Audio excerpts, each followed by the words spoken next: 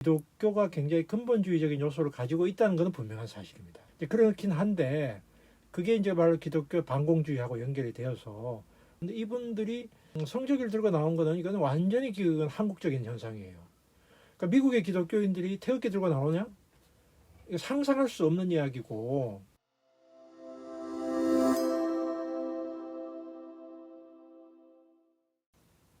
예, 오늘의 이야기는 이 한국 기독교의 이른바 보수성 혹은 근본주의 이런 문제에 대해서 조금 이야기를 해보려고 합니다. 민감한 이야기일 수도 있지만 같이 한번 생각해 볼 주제인 것 같습니다.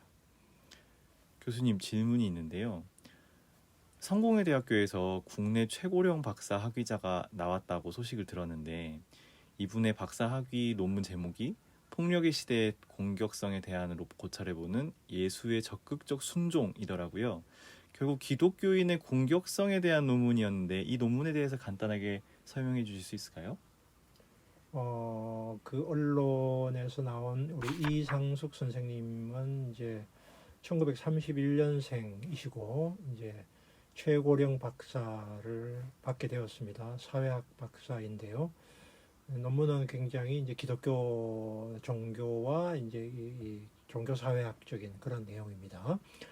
이분은 그 처음에 우리 학교에서 이제 석사 과정과 박사 과정을 다 마치셨는데, 처음에 이제 오실 때 이분이 이제 성공회대학교에 이제 약간의 진보적인 성격과 더불어서 성공회라고 하는 기독교적인 베이스 이거를 고려를 해서 자녀들이 권유를 해서 왔다고 하고요. 이분이 가지고 있는 질문, 한국의 보수 세력들에 대한 궁금증, 특히 기독교 보수 세력에 대한 궁금증, 기본적으로 아주 독실한 크리스찬이시고, 그래서 이제 기독교인들이 굉장히 착하고 순수하고 좋은 분이고 순종적인 분들인데, 이거 왜 광화문에서 이 크리스찬들이 아주 그 막 거친 모습들을 보이고, 국가를 위한다는 건 이해를 하겠는데 성조기를 들고 나오거나 심지어는 이스라엘기까지 들고 나오는 것은 한국 사람으로서는 자기는 이해 불가다. 이게 이분이 한국의 기독교 보수 세력에 대한 의문이었고, 그 의문을 사회학적으로 좀 풀어보고 싶어서 우리 대학에 왔죠. 아까 말씀도 해주셨지만, 왜 일부 기독교인들이 광화문에서 성조기, 또 심지어 이스라엘기를 들고 보수 세력을 자처하면서 뭔가 구호를 외치시는 걸까요? 기독교라는 종교가 과연 증오의 종교인가? 폭력의 종교인가? 이거에 대해서도 약간의 논란이 있습니다. 그 예를 들면 9.11 테러가 났을 때 사무엘 헌팅턴 같은 사람도 그런 폭력에 대해서 이야기를 많이 했는데, 기본적으로 이 이슬람과 기독교가 어느 정도 같은 뿌리에 있고 배타성이 있다.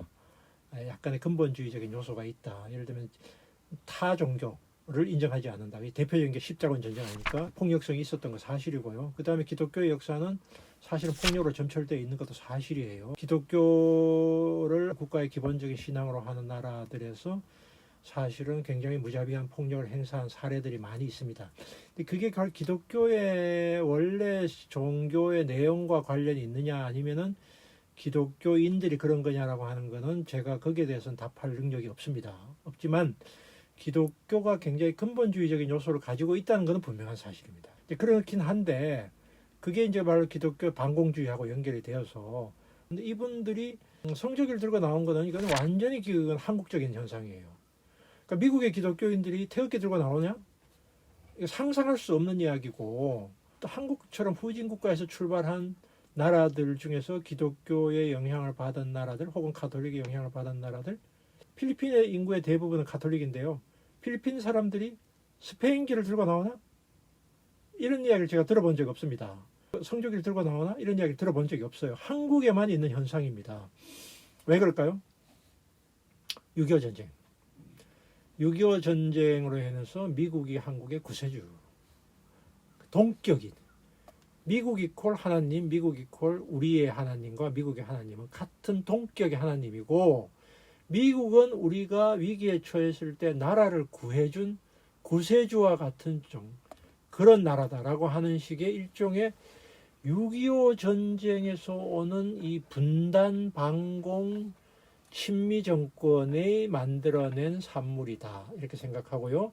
실제로 그러면 그게 100% 틀린 이야기냐? 그런 건 아니에요. 예를 들면 미국이 와서 한국을 구해준 것도 맞고, 미국이 한국을 발전시키는데 굉장히 많은 기여를 한 것도 사실이고, 한국의 기독교가 결국은 미국으로부터 많은 수혜를 받은 것도 사실이에요. 미국으로부터 많은 혜택을 받고 원조 혜택 받은 것도 사실이기 때문에 미국에 대해서 고마움을 가질 수 있으나, 성조기를 들고 나온 건 별개 문제다. 일본은 사실은 한국보다 미국의 혜택을 더 많이 받은 나라예요. 한국보다 사실은 미국은 언제나 일본 중심의 외교 정책을 폈고, 일본이야말로 미국의 혜택을 가장 많이 받은 나라인데 일본 사람들이 성조기 들고 나왔다는 이야기를 들어본 적이 없어요. 왜? 근데 일본에서는 메가더를 우리나라처럼 동상을 세웠다는 이야기를 들어본 적이 없고, 메가더를 마치 무슨 구세주처럼 생각하는 사람이 없습니다. 왜? 메가더가 청기누설을 했기 때문입니다. 일본을 떠날 때 일본 사람들은 쥐새끼와 같은 놈들이라서 큰 놈이 말하자면 천황이 이야기하면 거기 쭉 다 따라간다. 메가더가 일본 사람만 그렇게 생각했을까요? 한국 사람은 똑같습니다. 어쨌든 기독교적인 세계관에서는 하나님의 나라를 건설한 게 미국이고, 미국은 세계 제일 잘 사는 나라, 우리는 제일 사는 나라의 혜택을 받았고, 원산지가 미국이니까 미국을 무조건 따라가는 것이 우리에게 혜택을 준다라고 하는 정치적인 조건의 반영이다. 기독교적인 논리의 반영은 아니다. 이게 한국적인 현상이다. 이렇게 볼 수 있을 것 같아요.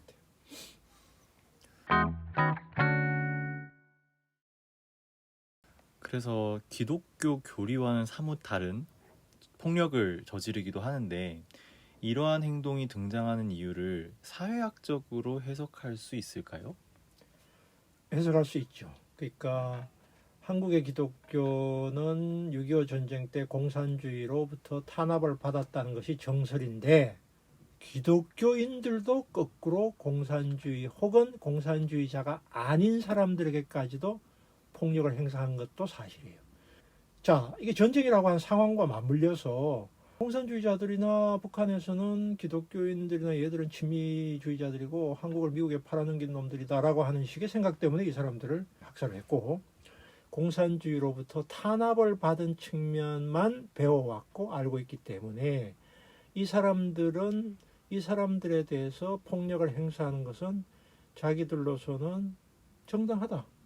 그러니까 이건 기독교인이기 때문이라기보다는 우리 사회의 어떤 극단적 반공주의나 반복주의적인 사고의 연장이라고 볼 수도 있을 것 같아요. 이게 우리나라 기독교의 보수주의하고 관계가 되고, 이 보수주의의 뿌리는 정치적으로는 한국의 분단 반공체제하고 관계가 있지만, 종교적으로 본다면은 미국의 에반젤리즘, 근본주의적인 기독교가 한국에 굉장히 심대한 영향을 미친 것도 무시할 수 없어요. 단지 사회학적인 측면에서 이런 것이 있다는 것은 분명히 말할 수 있습니다. 최근에 나는 신이다라고 하는 다큐멘터리도 그렇고, 종교가 가지는 이 폭력성이라고 하는 것이 굉장히 대두가 많이 되었는데, 이런 부분은 어떻게 보아야 할까요? 한국에 유난히 이단 종교가 많고요. 그러니까 이단이라는 말은 기독교적인 의미에서요. 기독교인들이 보는 의미에서 이단입니다. 다른 종교에서는 이단이라는 말을 쓰지 않습니다. 왜냐하면 기독교는 굉장히 근본주의인 요소가 있기 때문에 성경 말씀이나 예수님의 가르침을 그대로 이렇게 따라하는 것이 정통이고, 여기서 벗어난 것은 전부 다 이단이라고 보는 건데, 기독교인이 아닌 입장에서는 이거는 이단이다 아니다라고 우리가 말하기는 쉽지는 않아요. 왜냐하면은 이게 정통이다? 그럼 내가 정통이다, 네가 비정통이다 하면은 이거를 판별할 수 있는 기준이 없어요. 사실은 엄격히 말하자면은 기독교에 여러 교파가 있잖아요. 여러 교파가 있는데 사실은 그 중에서 어떤 쪽은 저쪽은 이단이고 나는 이단이 아니고, 이게 굉장히 상대적인 측면이 있는데, 심하게 벗어났을 때, 그러니까 말하자면 자기 재산을 다 갖다 바치게 하고, 목숨을 말하자면 버리게 하고, 성적인 자기의 주권을 완전히 버리게 만드는 것은 분명히 이단이라고 보이죠. 그런 식의 이단이 한국에 아주 많았습니다. 50년대부터. 계속 있었고요.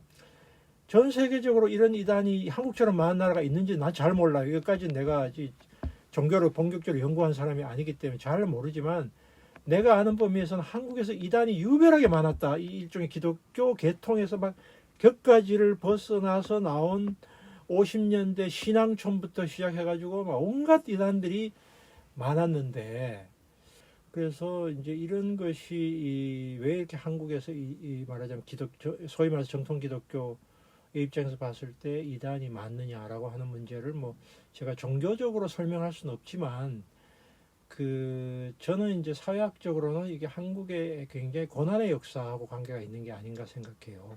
전 인구의 4분의 1이 가톨릭 개신교가 된 나라는 세계에서 한국밖에 없어요. 이렇게 성공했던 이유도 조선시대에 이 차별이나 억압이 너무 심했고, 그 차별이나 억압이 심했기 때문에 이 사람들이 결국은 개신교로 개종을 한 겁니다. 차별이나 억압 정도가 아니라 거의 폭력적이죠. 양반의 이른바 이 노비들이나 이 상놈, 이 상민들의 지배라고 하는 거 이루 말할 수 없이 폭력적이었어요. 거기서부터 벗어나려고 하는 것이 바로 이제 이 기독교였고, 그 이후에도 식민지 지배로부터의 탈출구, 전쟁으로부터의 도피, 뭔가의 새로운 구원을 얻으려고 하는 이 마음들, 이게 한국 사람들에게 너무 강하다. 삶이 너무 힘들다는 거예요. 삶이 너무 힘들고 고통스럽다. 이런 것이 결국은 이런 자발적 노예화라고 할까? 자발적 노예화, 자발적 복종, 혹은 심지어 자기의 완전히 그냥 인간으로서의 자존감까지도 완전히 버리게 만들면서 특정의 어떤 교주, 재림예수다 이런 사람들에게 완전히 빠져들게 만드는, 이렇게 된 거는 한국의 이제 고난의 역사, 함석헌 선생님이 말하는 고난의 역사와 관련이 있지 않을까. 그리고 그 고난은 지금도 계속된다. 저는 그렇게 생각합니다. 물론 뭐 이걸 종교적인 이유로 설명할 수도 있지만 사회적으로 본다면 우리 사회가 조금 더 건강한 사회가 되면, 건강한 사회라는 거는 약간 불평등이 좀 극복되고 사회적으로 너무 차별받는 사람, 심하게 차별받는 사람이 좀 없어지고 이런 것이 되면은 그래도 조금 더 사람들이 이런 식의 말하자면은 과도하게 인간을 노예화시키는 이런 식의 이단애로 빠지지 않지 않을까, 이런 기대를 저는 해보는 편입니다. 그렇지만 이건 뭐 여러 가지로 다른 방식으로 설명할 수 있을 것 같아요. 어쨌든 저는 사회학자로서 이렇게 보고 있습니다.